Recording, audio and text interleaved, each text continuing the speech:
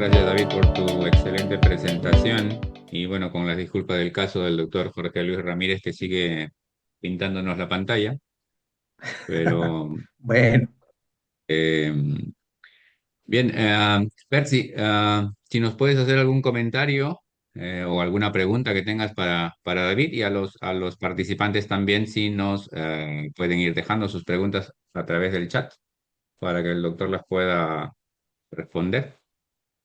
sí, ¿qué tal? Bueno, buenas noches con todos. Es siempre un honor participar en estas reuniones de la sociedad y bueno, como bien dijo el doctor Henry, inaugurando nuestra sesión de prevención cardiovascular. Doctor David, primero felicitarlo por la presentación. Realmente ha sido muy clara, muy práctica también. Creo que el primer comentario es recalcar nuevamente esa estrategia 4 más 2 del doctor Goyal, del grupo de Cleveland, como bien lo expuso, donde más allá de la utilización de las calculadoras de riesgo, que sabemos pues que tienen su utilidad, pero que también tienen muchos bemoles por la diferentes grupos poblacionales, no hay una aplicación tal vez particularmente en nuestro territorio, ¿no? Sudamericano, ¿no? Muchas de estas calculadoras no pueden aplicarse de manera, em, digamos, fidedigna. Esta nueva forma de clasificar a los pacientes con la evaluación cualitativa em, y la búsqueda de estos factores potenciadores o realzadores de riesgo, como también lo menciona la Sociedad Europea, es importantísima, ¿no? Em, Doctor, quería hacerle una pregunta sobre si, creo que también lo dejó claro la diferencia de los potenciadores, pero me gustaría de todas maneras recalcar.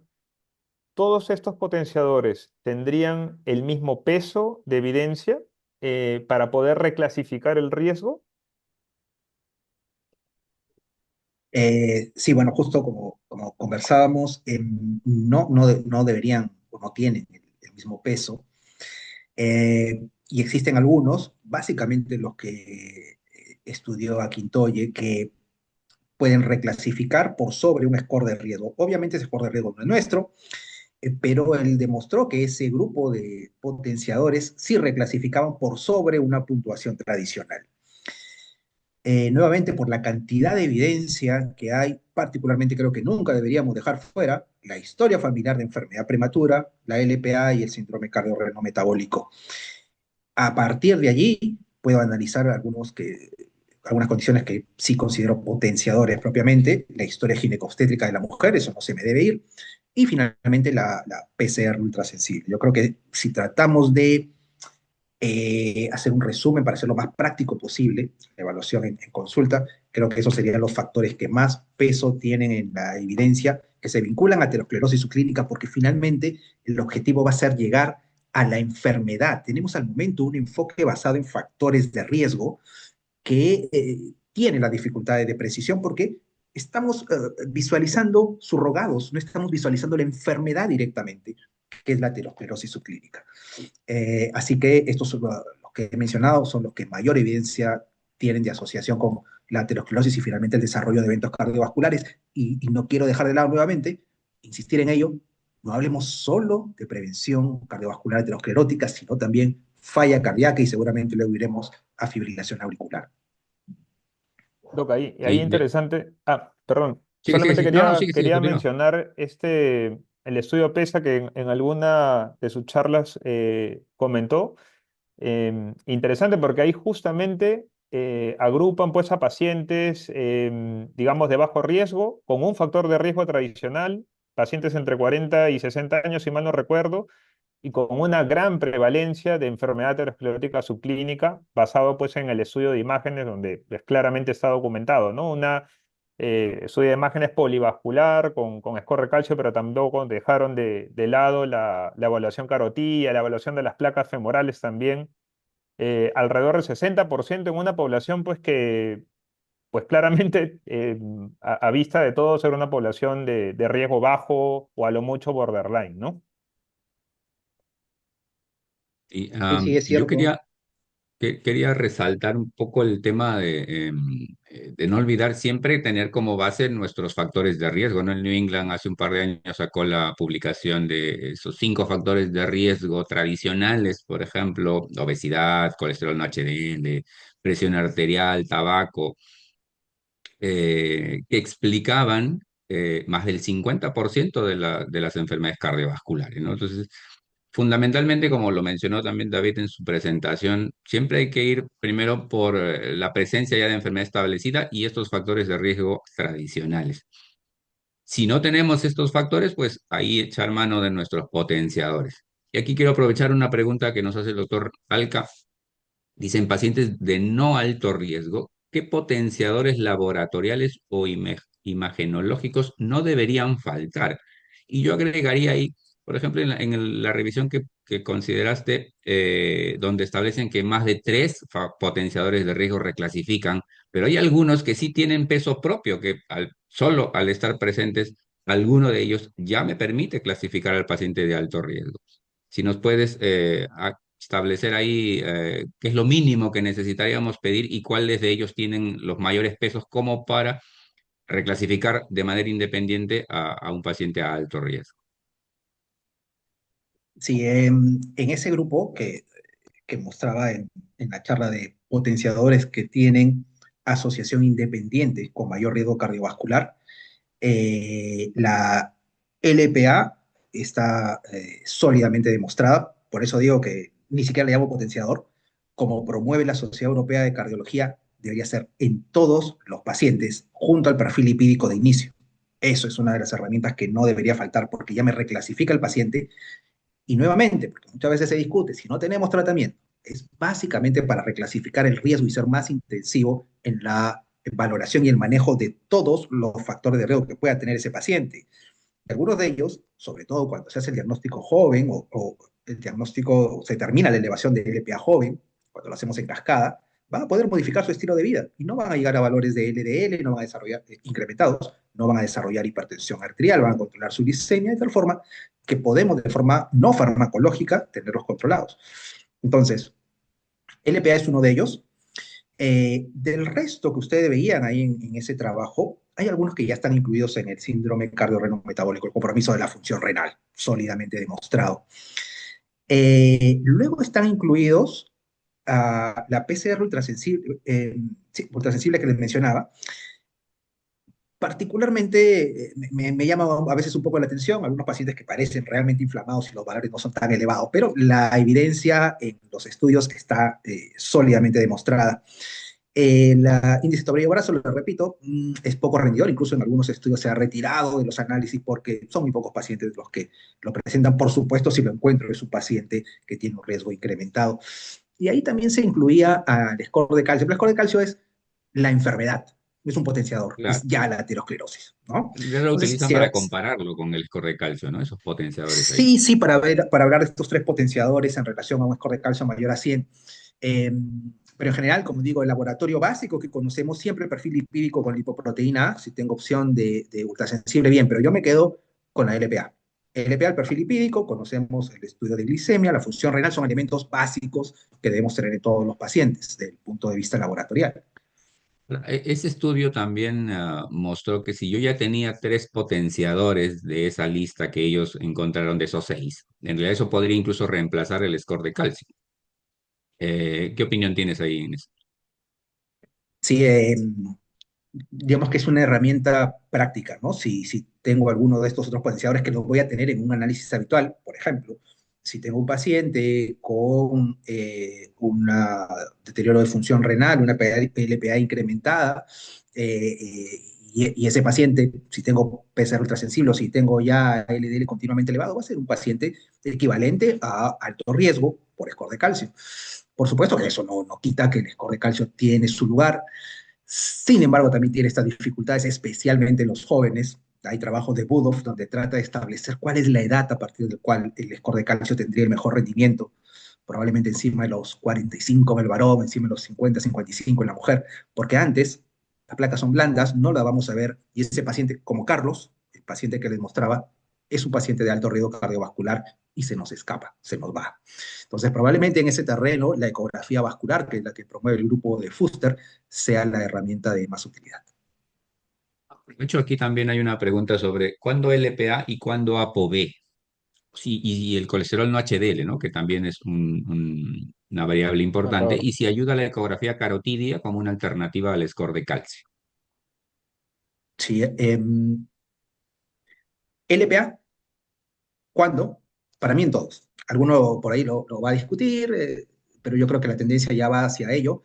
Todos deberíamos tener una LPA, como se menciona una vez en la vida, porque clasificar al paciente.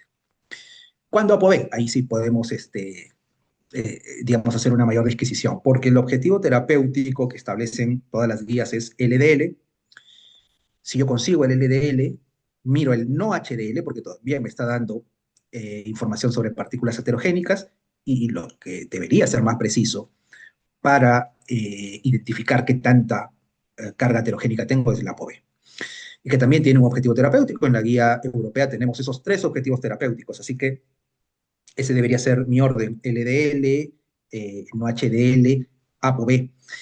Que el ApoB sea un mejor predictor de eventos cardiovasculares, tenemos data al respecto. El problema es que toda la literatura está basada en reducción de eventos a partir de la reducción del LDL, no de la ApoB, ¿no? Así que respondiendo esa pregunta, LPA siempre y ApoB como tercer objetivo terapéutico. Y ciertamente pacientes que pueden tener o que tienen síndrome metabólico, obesidad, prediabetes, donde la ApoB puede estar eh, incrementada, hay una disociación entre LDL y ApoB, y si yo quiero ser lo más exhaustivo en la reducción de eventos en ese paciente y alcanzar los 3 objetivos terapéuticos, tengo que terminar controlando la ApoB también.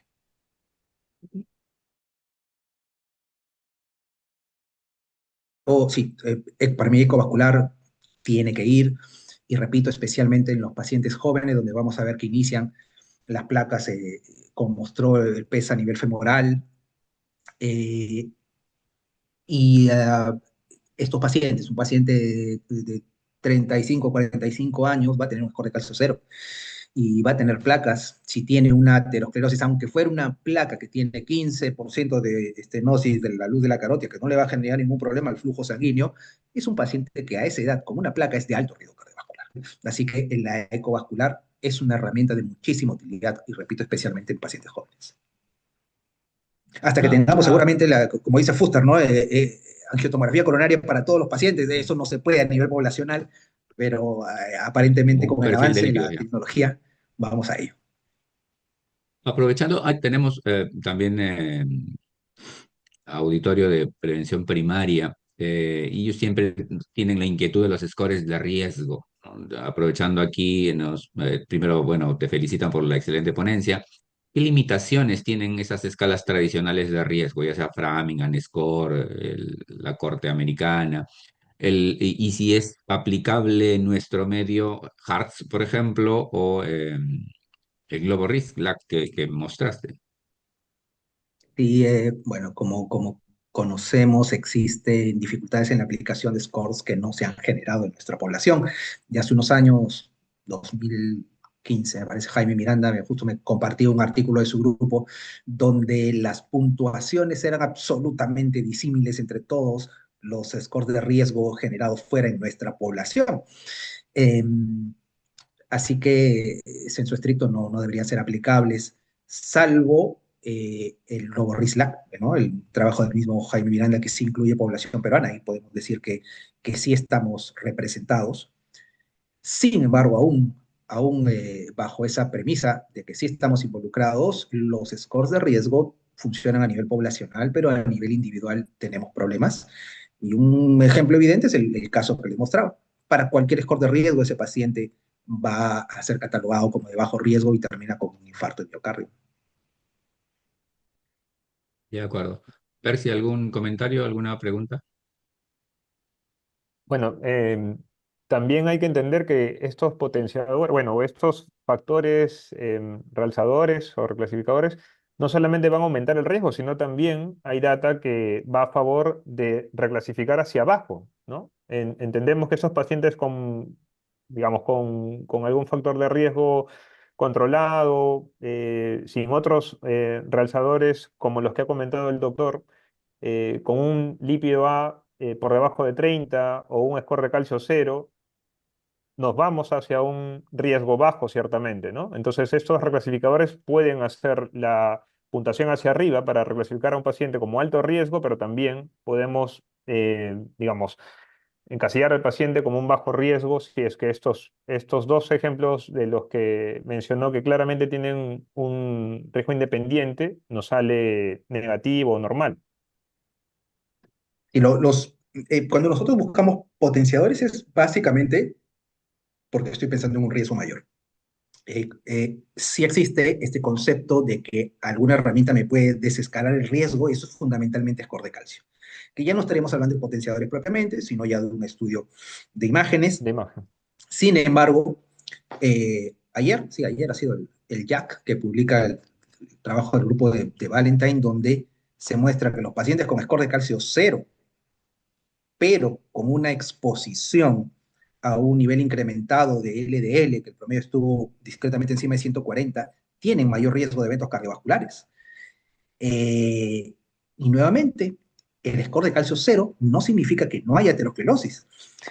Y los trabajos más antiguos, un trabajo que es casi hace 10 años ya, mostró que 1 de cada 4 pacientes infartados tenían score de calcio cero, y eso hizo que se pudiera identificar quiénes eran. Y la guía americana los excluyó de esa garantía del score de calcio cero. Pacientes diabéticos, pacientes con antecedente de enfermedad cardiovascular aterosclerótica prematura, En todo pacientes tipo. fumadores, esos pacientes te excluyen. Ahí no puedo decir que un score de calcio cero vaya a ser garantía de bajo riesgo futuro. Entonces hay que tener ese cuidado. Y nuevamente lo de ayer, de este trabajo del Jack, es bien interesante y refuerza ese concepto de la exposición a la partícula aterogénica, ¿no? Mientras más tiempo estemos expuestos y ese valor de 140 cada vez se profundiza más, incrementa el riesgo a pesar de tener un score de calcio cero. Siguen llegando preguntas de score de calcio. Dice, buenas noches. El score de calcio coronario puede cambiar la conducta en prevención primaria, pero ¿cómo equilibramos el beneficio de su uso frente al costo y la disponibilidad, especialmente en poblaciones más jóvenes? Sí, sí, eso es un punto que hay que tener siempre en consideración. Y nuevamente, yo no voy a estar pensando en un score de calcio en un paciente que tiene 40 años, porque su rendimiento va a ser muy bajo. Se me van a escapar placas blandas en esa situación. En ese escenario, la ecografía vascular es de mucha utilidad. ¿No? Entonces, hay que hacer este balance, ¿no? En general, el score de calcio es un paciente de riesgo intermedio.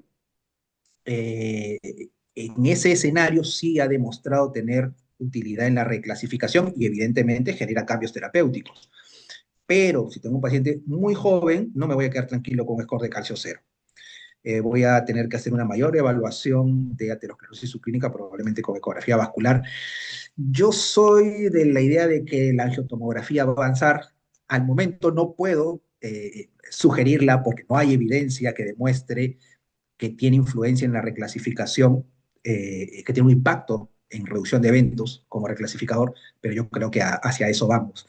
Estudios que cada vez tienen menor exposición a radiación, menos de 3 milisieverts, y por tanto se están planteando seguimientos con angiotomografía coronaria. Se ha demostrado que el cambio en la carga de placa se asocia con riesgo de eventos cardiovasculares. Creo que hacia allí vamos, pero todavía necesitamos más evidencia al respecto.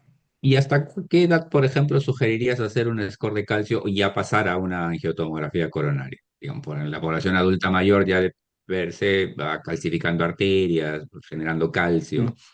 ¿Qué utilidad Ahí hay tendría que hacer, hacer por ejemplo? Sí, sí, no, es interesante, pero ahí hay que hacer una diferencia. Justo me he acordado de una pregunta que hacían en el Congreso de Imágenes de hace unos días. ¿Cómo utilizar esta prueba? Y ahí hay que diferenciar dos escenarios. El paciente sintomático, correcto, que entra en el flujograma de la guía de síndrome coronario crónico, donde un paciente con baja probabilidad, baja intermedia, ¿no?, de enfermedad coronaria obstructiva, va con una angiotomografía y con un estudio funcional si el riesgo es mayor, ¿correcto? Claro, ahí es diferente Entonces, porque es sintomático. Me refiero al ese es asintomático. su escenario. Es que en el asintomático, al momento, no tenemos evidencia de que el uso de la angiotomografía coronaria deba darse como una estrategia general de evaluación del riesgo cardiovascular, ¿no? Claro, ¿no? Y iba Sí. hasta, digamos, a partir de qué edad ya el score de calcio me perdería rendimiento, digamos, ¿no? Claro, es Ya, como que usted Ah, dijo arriba de 45, pero solo score de menor de calcio. cuánto, ¿no? solo score de Ok. calcio. Como solo score de calcio, se ha demostrado que evidentemente los adultos mayores tienen mayor calcificación, pero el que el hecho de que haya mayor calcificación siempre se asocia a un riesgo cardiovascular mayor. No es que pierda ese concepto, esa potencialidad, a pesar de que vaya a haber mayor calcificación producto de la edad, que es un factor de riesgo más, no modificable. Claro. Entonces, no se pierde ese concepto. Más calcio, el riesgo es mayor. Eh, Ahí lo único que estoy mirando es calcio, por supuesto, no estoy viendo el lumen si estamos hablando de que tengo la preocupación de enfermedad coronaria obstructiva, no estamos en ese escenario, ¿no? Así que hacia adelante no tenemos mayores inconvenientes. El problema es en la gente joven, ¿no? Que se nos van a De escapar acuerdo, muchos pacientes con placas blandas. de acuerdo. Am, Acá me piden algún comentario sobre la poca adherencia del cardiólogo para evitar los factores de riesgo. Ya has mostrado que nos portamos mal, pues, ¿no? Lo indicamos, pero no lo Sí, hacemos. y probablemente si esta reunión fuera presencial, de repente teníamos una parrilla adelante, así que Sí, como digo, la invitación está servida ahí al Consejo de Aterosclerosis a ver qué tanto responderíamos los cardiólogos en una encuesta de este tipo, ¿no? Y es evidente, 40%. Este asunto, por ejemplo, de la dieta y el ejercicio, que son los problemas mayores en lo que a salud cardiovascular respecta, y eso se da en todo lugar, y se da en nuestra población, en población de otros países y en población de médicos, cardiólogos estadounidenses. No tenemos formación para hacer prescripción nutricional, de ejercicio vamos avanzando. ejercicio. La verdad que yo mismo siempre me apoyo en nutrición para que me ayude por ese lado. 40% de los cardiólogos americanos recomendaban una dieta saludable. ¿Qué cosa es la dieta saludable? Necesitamos formación respecto a ello. Y solamente 8% la cumplían, ¿no? Entonces, cierto, no predicamos con el ejemplo, ¿no? Y por ahí deberíamos empezar. De acuerdo. Am, Me pregunto sobre triglicéridos. ¿Qué impacto tiene la hipertrigliceridemia en comparación con el LDL elevado como un potenciador de riesgo?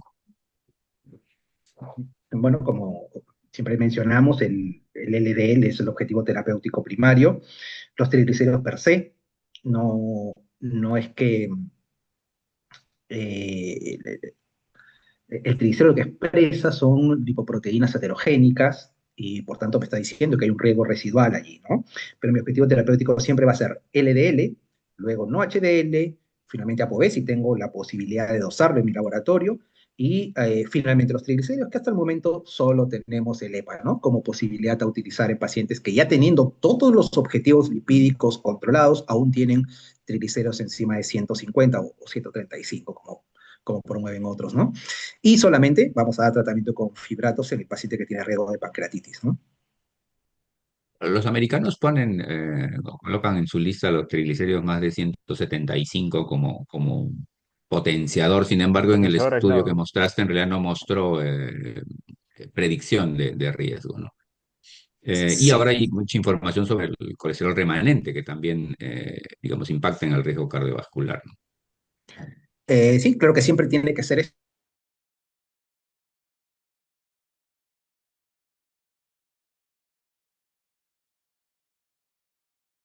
Primarios y secundarios, digamos, ¿no?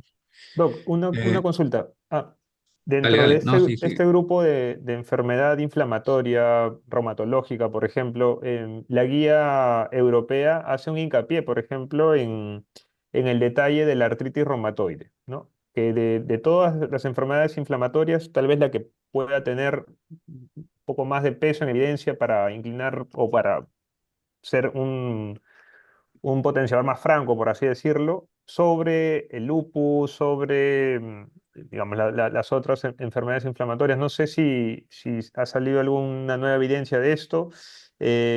Por ahí hicimos alguna vez una revisión. Todo paciente con artritis reumatoide por arriba de 40 deberíamos asumir ya un LDL objetivo por debajo de 100. O sea, asumirlo ya de frente como un paciente de riesgo intermedio o para arriba. Sí, como bien mencionas, en el grupo de enfermedades inflamatorias, la artritis reumatoide tiene un lugar preponderante. Por supuesto, no se dejan de lado las otras condiciones, pero la artritis reumatoide tiene ese lugar. Y eso me haría pensar en que estoy frente a una paciente, la mayoría de casos van a ser mujeres, de riesgo intermedio. Y si es de riesgo intermedio, yo voy a buscar enfermedad, voy a buscar aterosclerosis. Y si identifico esa aterosclerosis, ese paciente va a ser de alto riesgo cardiovascular y yo voy a perseguir el 70, no el 100, ¿no? Incluso, hace unos días también hay una propuesta del grupo americano de Blaha, que estudia mucho score de calcio, para que esos pacientes en los cuales se identifica score de calcio incrementado encima de 100, esto ya para el grupo americano que no estaba metido en esto, sea eso igual a menos de 70 de LDL y más de 300 en menos de 55 de LDL, equiparable al paciente que ya tuvo enfermedad coronaria. Entonces, lo que mencionas, estos potenciadores nos sirven para estar en ese riesgo intermedio que me dice, descarta que este paciente no tenga ya la enfermedad, ya tenga aterosclerosis y por tanto los objetivos son mucho más intensivos. Creo que este comentario que acaba de hacer es me quedo con esto porque eso justamente es lo que se trata de buscar estos realzadores en esos pacientes que tenemos la sospecha de que tienen un riesgo mayor del que con el que viene, entendiendo que hay algunas entidades o escenarios o comorbilidades, como también lo menciona la guía europea, que nos condicionan a un mayor riesgo en este paciente, mayor riesgo cardiovascular, ¿no? Entonces, en esos es donde tenemos que Sí. hacer una búsqueda más agresiva, más intensiva de factores que claramente nos reclasifiquen ciertamente este paciente y ver hasta dónde llegamos con el objetivo, ¿no? Sí, sí, de acuerdo.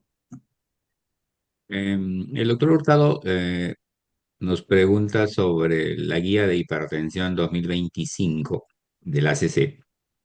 Que ellos plantean que en el hipertenso estadio 1, 130-80, deberíamos usar Prevent para definir la indicación de tratamiento farmacológico. Si esta calculadora no puede ser aplicable a nuestra población, ¿cómo deberíamos abordar este grupo poblacional? Sí, es una pregunta muy interesante. Yo también la he tenido en la cabeza. ¿Y qué hacemos nosotros? Porque no podría decirle, mire, sí, apliquemos, no tenemos data en nuestra realidad que justifique esa situación. Así que nos podríamos quedar con el concepto que implica que ese paciente tiene un riesgo cardiovascular superior al poblacional y a partir de allí la decisión de terapia. Y solo me puedo quedar ahí porque no existe data objetiva que me diga, sí, voy a aplicar esto aquí y a partir de esa elevación del score de Prevent voy a decidir el tratamiento del paciente. No tenemos algo de ese tipo, ¿no? Bueno, si queremos hacer el símil con lo de la guía europea, en este grupo justamente se hizo más o menos lo que has mostrado en tu algoritmo, ¿no? De buscar enfermedad establecida, buscar potenciadores, buscar los factores de riesgo dependientes de la mujer, los factores determinantes sociales, y si alguno de estos era positivo, pues ese paciente calificaba como riesgo incrementado y se podía optar por Finalmente, estilos de vida y fármacos luego, ujú, ¿no? finalmente es estratificación de riesgo. Es el Así proceso de es. estratificación de Ajá. riesgo. Antes decíamos simplemente el paciente que ya tiene enfermedad establecida, ese paciente tiene que ir a terapia, pero bueno, esta estratificación de riesgo nos permite no solamente pacientes con enfermedad establecida, sino de muy alto riesgo cardiovascular y a considerarlos para esa condición, a pesar de aún no tener una puntuación como aplicable a nuestra población. De acuerdo, de acuerdo. Bien, bueno, creo que no tenemos más preguntas. No, sí. Bueno, ya mencionaron lo del proceso inflamatorio sistémico, el riesgo de las enfermedades inflamatorias como artritis. Dice, felicitaciones por la charla. Mencionó que no hay fármacos que reduzcan directamente LPA. Sin embargo, algunos inhibidores PCSK9 la redujeron en cierta medida en sus estudios. ¿Cuál cree que puede ser el futuro de los nuevos fármacos en el desarrollo de fase 2, fase 3 para reducirla de manera significativa? Ciertamente, pues aún están en curso los estudios y los inhibidores PCSK9 pueden reducir en cierta medida el, la LPA y hay algún subanálisis con alirocumab que mostraba una tendencia a reducción de eventos. Sin embargo, no podemos decir al momento que el uso de inhibidores PCSK9 al reducir algo la LPA va a reducir eventos, no, no estamos en ese escenario. Creo que por la magnitud de descenso que van a conseguir los nuevos fármacos, eh, con buena probabilidad van a tener éxito en la reducción de eventos cardiovasculares. Pero bueno, todo está aún por verse, felizmente ya son Todavía estudios fase 3 que nos van a mostrar la información probablemente hacia finales del siguiente año. seguiremos a la espera. Bien, bueno, ya no tenemos más preguntas. David, en verdad ha sido una sesión magnífica, tu exposición ha sido espectacular. La información actualizada que nos has mostrado y la forma de la presentación yo creo que nos ha dejado mensajes claros. Percy, si tuvieras algún comentario final para la presentación y luego para que David ya dé también sus mensajes finales.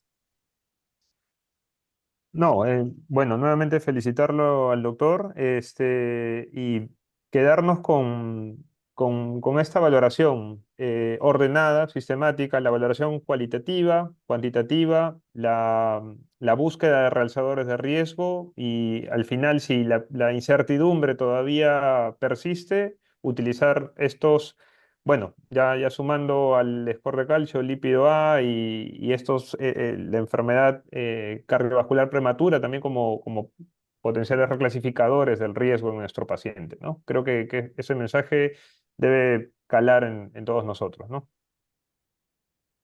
David, tu mensaje final. Sí, creo que Persia resumió perfectamente el mensaje que he querido dejar esta noche y si yo lo voy a agregar, lo voy a intentar resumir aún más, diría sistematización, una palabra que él ha mencionado. El orden, esta organización en los pasos que llevamos en la estratificación de riesgo va a permitir que no se nos escapen esas condiciones que a veces nos hacen pensar que un paciente puede ser de bajo riesgo y como les mencionaba o les mostraba, con este paciente pues termina con un infarto de miocardio. Así que sistematización para valorar factores convencionales, para mirar potenciadores y para reclasificar con imágenes.